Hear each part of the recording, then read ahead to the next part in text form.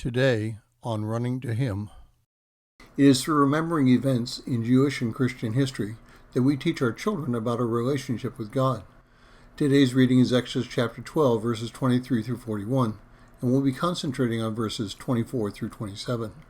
Exodus 12, verses 24 through 27 says, "And you shall observe this event as an ordinance for you and your children forever. When you enter the land which the Lord will give you, as he has promised, you shall observe this rite. And when your children say to you, 'What does this rite mean to you?' you shall say, 'It is the Passover sacrifice to the Lord, who passed over the houses of the sons of Israel in Egypt, when he smote the Egyptians, but spared our homes.' And the people bowed low and worshipped." Now, most people are ambivalent about history. They will look at historical events and think to themselves that knowing history is boring at best and bothersome the rest of the time. They speak of living the life in the present, not the past. But the past determines the present, and through not knowing the past, we risk destroying the future. Today we are faced with many of our high school students not knowing much about American or world history, and our college students being told that the past is irrelevant to their lives.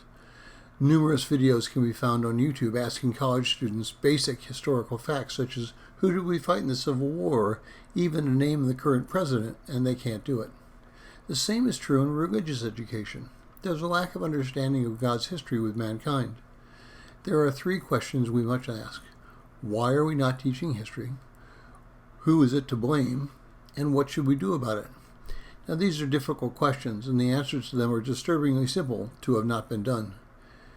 We are not teaching religious and biblical history because we have been taught that they are nice stories and that they are just that, stories, not truth.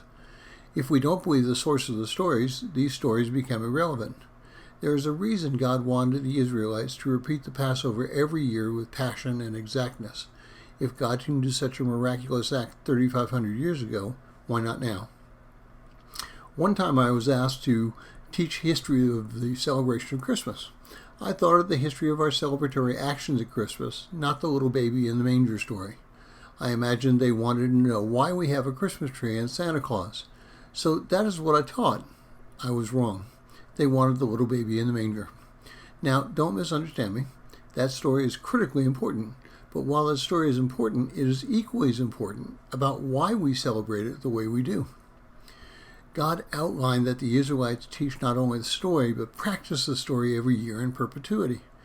You can teach the story in a short paragraph, but you can't teach the why without knowing the history so well that you are reliving it. Do we know our Jewish and Christian history? Can we correctly communicate why we are to live a certain way and not just to live any way we want? The early Christians would be appalled by what they see in modern Christianity. We don't live as believers.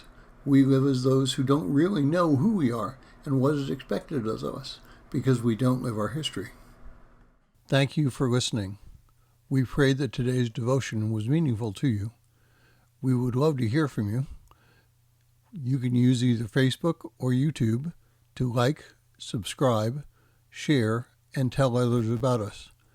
If you would like to contact us, you can reach me at phineasjacobus@runningtohim.net.